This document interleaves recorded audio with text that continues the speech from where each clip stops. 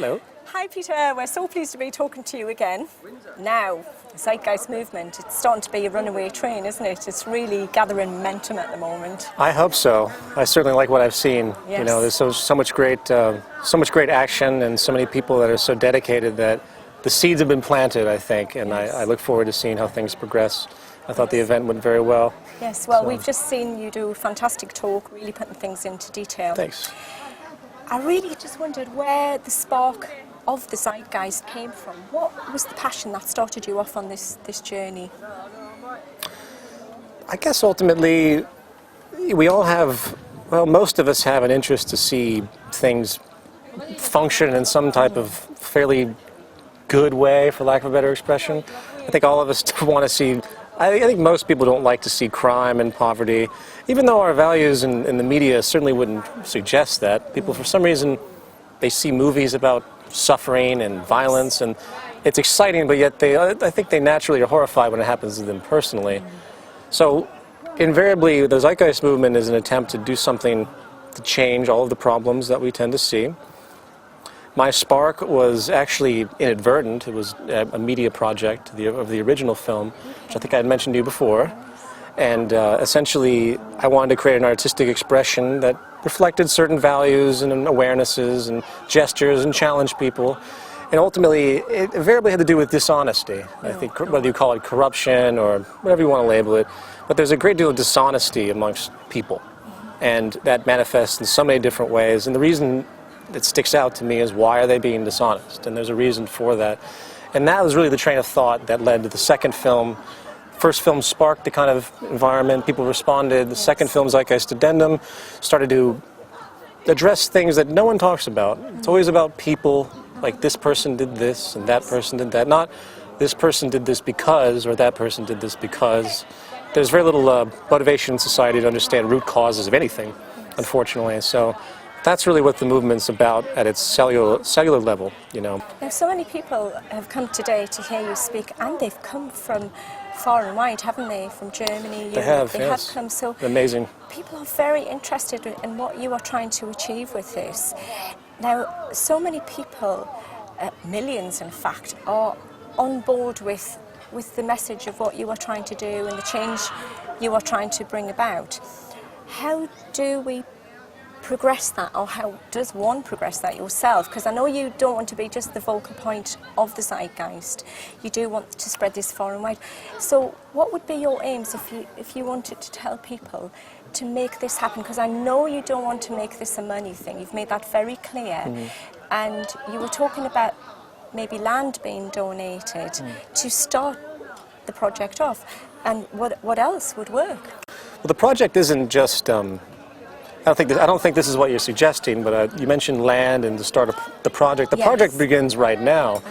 It begins in the sense of human identification and a sort of value adaptation to something that actually would work in society. In other words, we can't create, say, a utopia, even though there's no such thing as a utopia. Even if you created a utopia in its structure, meaning that there was no such thing as there was abundance of everything in the utter extreme, like fantasy. If humans were just dropped into that environment as they exist today, they would still be killing each other. Because they wouldn't understand. It would take them a long time to adapt, and that's really the issue. It's a social therapy issue. Yes. That's really what the Zeitgeist movement is about more than anything else. It's not as much about, you know, the projects of technology and all the understandings are important to relay what's possible. But it's really about social therapy and making people question their values and question why they think their greedy mentality is supported and why they think that might be natural. And I think once people begin to understand that most of their ideas and most of their behavior is really manifest of what's been pushed upon them. We've been kind of like just pushed in different directions, and this direction will support your behavior, this direction will not. Altruism and things that doing things for no money, most people don't find that supportive because they can't really succeed in the material world that they live in, so they move towards environments that are less altruistic naturally because they need to make money, unfortunately. And that's the case for everybody, but everyone unfortunately has to survive.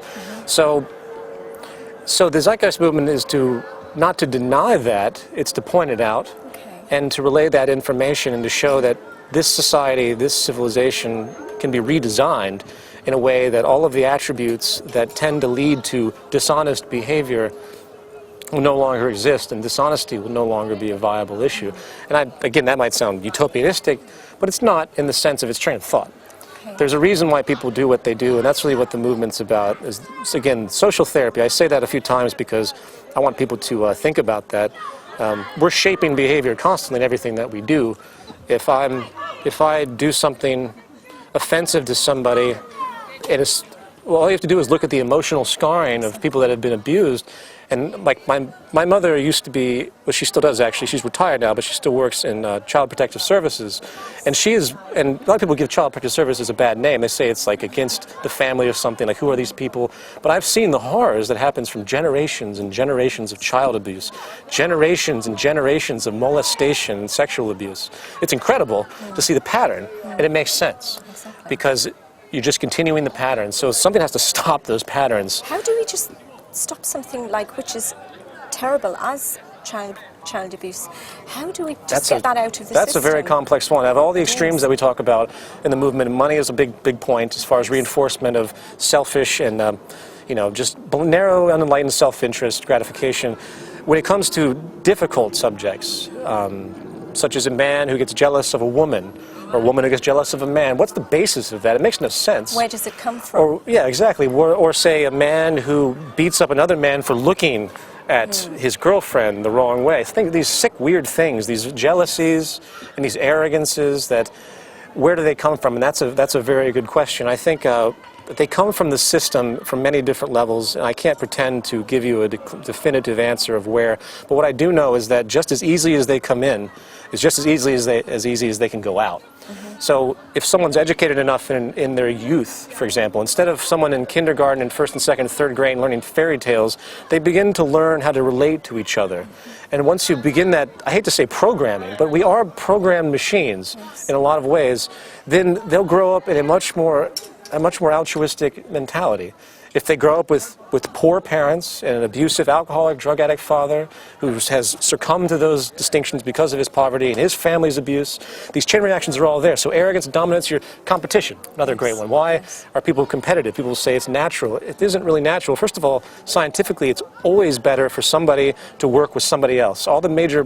There's of course been great men who individually Albert Einstein, that can think, but he's building upon all of the information that was presented to him by all these scientists before him. Building on giants' shoulders. Precisely, the old Newton quote is precisely, and simultaneously, if you have a bunch of people in a meeting about a specific idea and they share their ideas, you're going to progress much more quickly than just one person competing and hiding their information from another person who's competing and hiding their information too.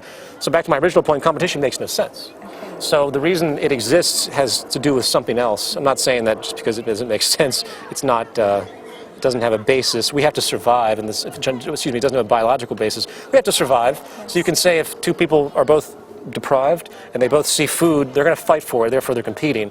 But we want to eradicate the notion of competition by providing the goods and necessities, the necessities of life for people, so no one starves and no one is without all the simplistic modern conveniences that we all have. Do you think we're on the path to doing this? Do you think it's happening, or do you think it's getting worse? Right now it's getting worse. So how do we? It's by far getting worse. Turn it around. Well, because there is a problem with the finance system at the moment. It is in a very dodgy area. Which is good in a way, because it's showing people the illusion a little bit more. Yes. The financial system is, again, based on a process that is unsustainable. It's all about money being created constantly, servicing debt and various requirements that the population needs. Excuse me. And the reality is that they have to keep making that money over and over and over again. Every country in the world has basically fiat-based currency. I can't think of, there's a few small islands that don't have this type of system. So, but ultimately all of their money supplies slowly go up over time. It doesn't, for some countries they're fairly well organized and it's very subtle, but when you stand back after 100 years, for example, in the United States. It's the curve of money supply. Doesn't it? And what is so magically it's just going to stop going up? The reason is, why is it going up? And that's because the system is based, the energy, the fuel of the system is consumption, the circulation of money, and the creation of money. And the banks which charge money at interest are automatically creating an inherent deficit.